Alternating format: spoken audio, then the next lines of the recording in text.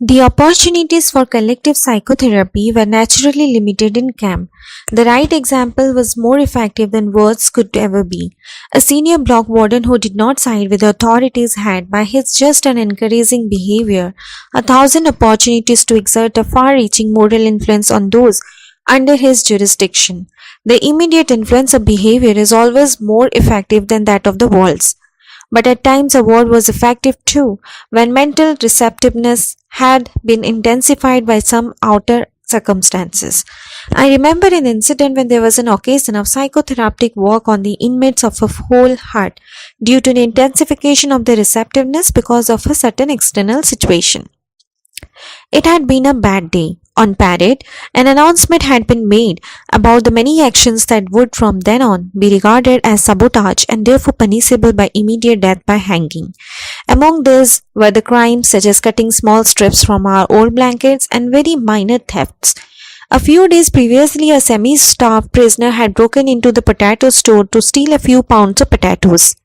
The theft had been discovered and some prisoners had recognized the burglar. When the camp authorities heard about it, they ordered that the guilty man be given up to them, or the whole camp would starve for a day. Naturally, the 2,500 men preferred to fast. On the evening of this day of fasting, we lay in our earthen huts in a very low mood. Very little was said, and every word sounded irritable. Then, to make matters even worse, the light went out. Tempers reached their lowest ebb. But our senior block warden was a wise man. He improvised a little talk about all that was on our minds at that moment. He talked about the many comrades who had died in the last few days either of sickness or of suicide. But he also mentioned what may have been the real reason for their deaths, giving up hope. He maintained that there should be some way of preventing possible future victims from reaching this person's extreme state, and it was to me that the warden appointed to give this advice. God knows I was not in the mood to give psychological explanations or to preach any sermons, to offer my comrades a kind of medical care of their souls. I was cold and hungry, irritable and tired, but I had to make the effort and use this unique opportunity.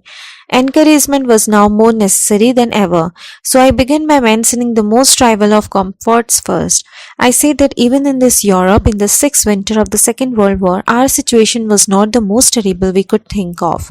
I said that each of us had to ask himself what irreplaceable losses he had suffered up to then. I speculated that for most of them, these losses had really been few. Whoever was still alive had reason for hope. Health, family, happiness, professional abilities, fortune, position in society, all these were things that could be achieved again or restored. After all, we still had all our bones intact. Whatever we had gone through could still be an asset to us in the future. And I quoted from Nice was mich nicht umbringst, match mich stärker, which means that which does not kill me makes me stronger. Then I spoke about the future. I said to the impartial the future must seem hopeless. I agreed that each of us could guess for himself how small were his chances of survival. I told them that although there was still no typhus epidemic in the camp, I estimated my own chances as about 1 in 20, but I also told them that in spite of this, I had no intention of losing hope and giving up, for no man knew what the future would bring, much less the next hour. Even if we could not expect any sensational military events in the next few days, who knew better than we? With our experience of camps, how great chances sometimes opened up, quite suddenly, at least for the individual. For instance, one might be attached unexpectedly to a special group with exceptionally good working conditions, for this was the kind of thing which constituted the luck of the prisoner. But I did not only talk of the future and the well which was drawn over there. I also mentioned the past, all its joys and how its light shone even in the present darkness. Again I quoted a point to avoid sounding like a preacher myself who had written, "Was du erlebst kann kein Maß der Welt dir rauben," which means what you have experienced, no power on earth can take it from you. Not only our experiences, but all we have done, whatever great thoughts we may have had, and all we have suffered, all this is not lost. Though it is past, we have brought it into being. Having been is also a kind of being, and perhaps the surest kind. Then I spoke of the many opportunities of giving life a meaning. I told my comrades that human life under any circumstances never ceases to have a meaning, and that this infinite meaning of life includes suffering and dying, privation and death. I asked the poor creatures who listened to me attentively in the darkness of the heart to face up the seriousness of our position. They must not lose hope, but should keep their courage in the certainty that the hopelessness of our struggle did not detract from its dignity and its meaning. I say that someone looks down on each of us in difficult hours, a friend, a wife, somebody alive or dead, or a God, and he would not expect us to disappoint him. He would hope to find us suffering proudly, not miserably, knowing how to die. And finally, I spoke of our sacrifice, which had meaning in every case. I was in the nature of this sacrifice that it should appear to be pointless in the normal world, the world of material success. But in reality, our sacrifice did have a meaning. Those of us who had any religious faith, I said frankly, could understand without difficulty. I told them of a comrade who, on his arrival in camp, had tried to make a pact with the heaven that this suffering and death should save him, human being he loved, from a painful end. For this man, suffering and death were meaningful.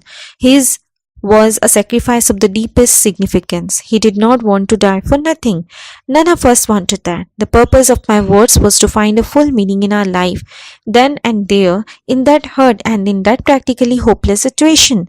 I saw that my efforts had been successful.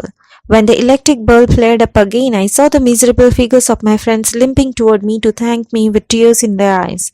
But I have to confess here that only too rarely had I the inner strength to make contact with my companions in suffering, and that I must have missed many opportunities for doing so.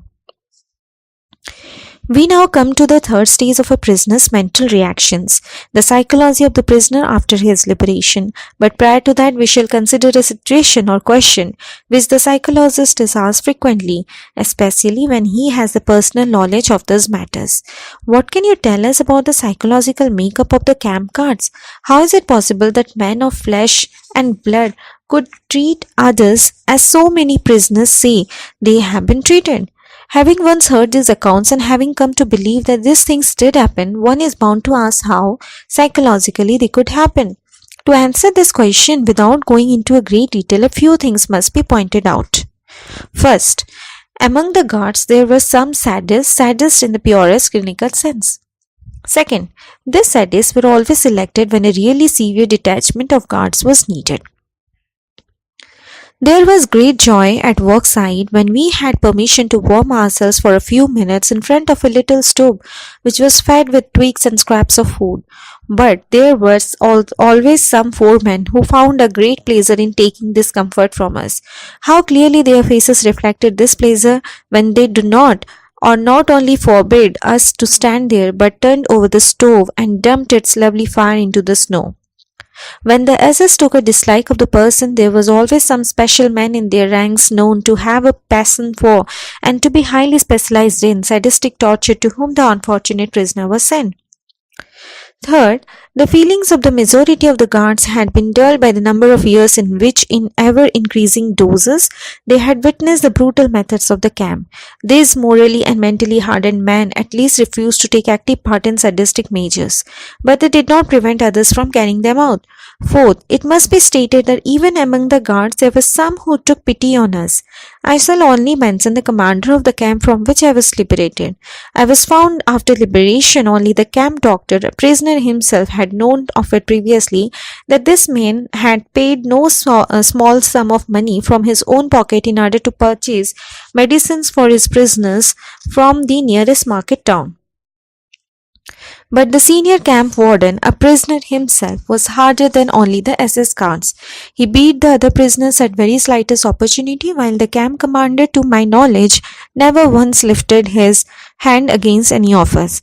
It is apparent that the mere knowledge that a man was either a camp guard or a prisoner tells us almost nothing. Human kindness can be found in all groups, even those which, as a whole, it would be easy to condemn. The boundaries between groups overlapped, and we must not try to simplify matters by saying that these men were angels and those were devils. Certainly, it was a considerable achievement for a guard or a foreman to be kind to the prisoners in spite of all the camp's influences, and on the other hand, the baseness of a prisoner who treated his own companions badly was exceptionally contemptible. Obviously, the prisoners found the lack of character in such men especially upsetting, while they were profoundly moved by the smallest kindness received from any of the guards. I remember how one day a foreman secretly gave me a piece of bread which I knew he must have saved from his breakfast ration. It was far more than the small piece of bread which moved me to tears at that time. It was a human something which this man also gave to me, the word and the look which accompanied the gift. From all this, we may learn that there are two races of the man in this world, but only these two, the race of the decent man and the race of the indecent man. Both are found everywhere. They penetrate into all groups of society. No group consists entirely of decent or the indecent people. In this sense, no group is of pure race, and therefore one occasionally found a decent fellow among the camp guards. Life in a concentration camp tore open the human soul and exposed its depth. Is it surprising that in those depths we again found only human qualities which in their very nature were a mixture of good and evil? The rift dividing good from evil which goes through all human beings reaches into the lowest depths and becomes apparent even on the bottom of the abyss which is laid open by the concentration camp. And now to the last chapter in the psychology of a concentration camp, the psychology of the prisoner who has been released. In describing the experiences of liberation, which naturally must be personal, we shall pick up the threads of that part of our narrative which told of the morning when the white flag was hoisted above the camp gates after days of high tension. The state of inner suspense was followed by total relaxation, but it would be quite wrong to think that we went mad with joy. What, then, did happen? With tired steps, we prisoners dragged ourselves to the camp gates. Timidly, we looked around and glanced at each other questioningly. Then we ventured a few steps out of the camp. This time, no orders were shouted at us, nor was there any need to duck quickly to avoid a blow or kick. Oh no, this time the guards offered us cigarettes. We hardly recognized them as far they had hurriedly changed into civilian clothes. We walked slowly along the road leading from the camp. Soon our legs hurt and threatened to buckle, but we limped on. We wanted to see the camp surrounding for the first time with the eyes of free man. Freedom, we repeated to ourselves, and yet we could not grasp it. We had said this word so often during all the years we dreamt about it that it had lost its meaning. Its reality did not penetrate into our consciousness. We could not grasp the fact that freedom was ours. We came to meadows full of flowers. We saw and realized that they were there, but we had no feelings about them. The first spark of joy came when we saw a rooster with a tail of multicolored feathers. But it remained only a spark. We did not yet belong to this world. In the evening when we all met again in our hut, one said secretly to the other, "Tell me, were you pleased today?" And the other replied, feeling ashamed as he did not know that we all felt similarly. Truthfully, no, we had literally lost the ability to feel pleased and had to relearn it slowly. Psychologically, what was happening to the liberated prisoners could be called depersonalization. Everything appeared unreal, unlikely, as in a dream. We could not believe it was true. How often in the past years had we been deceived by dreams? We dreamed that the day of liberation had come, that we had been set free, had returned home, greeted our friends, embraced our wives, sat down at the table and started to tell of all the things we had gone through, even of how we had often seen the day of liberation in our dreams. And then a whistle shrilled in our ears, the signal to get up, and our dreams of freedom came to an end. And now the dream had come true, but could we truly believe in it? The body has fewer inhibitions than the mind. It made good use of the new freedom from the first moment on. It began to eat ravenously for hours and days, even half the night. It is amazing what quantities one can eat, and when one of the prisoners was invited out by a friendly farmer in the neighborhood, he ate and then drank coffee which loosened his tongue, and he then began to talk often for hours. The pressure which had been on his mind for years was released at last. Hearing him talk, one got the impression that he had to talk, that his desire to speak was irresistible. I have known people who have been under heavy pressure only for a short time to have similar reactions. Many days pass until not only the tongue was loosened but something within oneself as well. Then feeling suddenly broke through the strange fetters which had restrained it. One day, a few days after the liberation, I walked through the country past flowering meadows for miles and miles toward the market town near the camp. Larks rose to the sky and I could hear their joyous song. There was no one to be seen for miles around. There was nothing but the wide earth and the sky and the lark's jubilation and the freedom of space. I stopped looking around and up to the sky, and then I went down on my knees. At that moment there was very little I knew of myself or of the world. I had but one sentence in mind, always the same. I called to the Lord from my narrow prison, and he answered me in the freedom of space. How long I knelt there and repeated this sentence memory can no longer recall, but I know that on that day, in that hour, my new life started. Step for step I progressed until I again became a human being. The way that led from the acute mental tension of the last days in the camp, from that war of nerves of mental peace, was certainly not free from obstacles. It would be an error to think that a liberated prisoner was not in need of a spiritual care anymore. We have to consider that a man who has been under such enormous mental pressure for such a long time is naturally in some danger after liberation, especially since the pressure was released quite suddenly. This danger is a psychological counterpart of the bends. Just as the physical health of the Kaizen worker would be endangered if he left his diver's chamber suddenly, so the man who has suddenly been liberated from mental pressure can suffer damage to his moral and spiritual health. During this psychological phase, one observed that people with natures of a more primitive kind could not escape the influences of the brutality which had surrounded them in the camp life. Now, being free, they thought they could use their freedom licentiously and ruthlessly. The only thing that had changed for them was that they were now the oppressors instead of the oppressed. They became instigators, not objects of willful force and injustice. They justified their behavior by their own terrible experiences. This was often relieved in apparently insignificant events. A friend was walking across a field with me toward the camp, and suddenly we came to a field of green crops. Automatically, I avoided it, but he drew his arm through the mine and dragged me through it. I stammered something about not trading down the young crops. He became annoyed, giving me an angry look, and shouted, "You don't say, and has not enough been taken from us? My wife and child have been gassed, not to mention everything else, and you would forbid me to trade on a few stalks of oats?" Only slowly could this man be guided back to the commonplace truth that no one has a right to do wrong, not even if wrong has been done to them. We have to strive to lead them back to this truth, or the consequences would have been much worse than the loss of a few thousand stalks of oats. I can still see the prisoner who rolled up his shirt sleeves, thrust his right hand under my nose, and shouted, "May this hand be cut off if I don't stain it with blood on the day when I get home." I want to emphasize that the man who said these words was not a bad fellow. He had been the best of the comrades in the camp and afterwards. Apart from the moral deformity resulting from the sudden release of mental pressure, there were two other fundamental experiences which threatened to damage the character of the liberated prisoner: bitterness and disillusionment when he returned to his former life. Bitterness was caused by a number of things he came up against in his former hometown. When on his return a man found that in many places he was met only with the shrug of the soldiers and with hackneyed praises, he tended to become bitter and to ask himself why he had gone through all that he had. When he dragged the same phrases nearly everywhere, we did not know about it, and we too have suffered. Then he asked himself, have they really nothing better to say to me?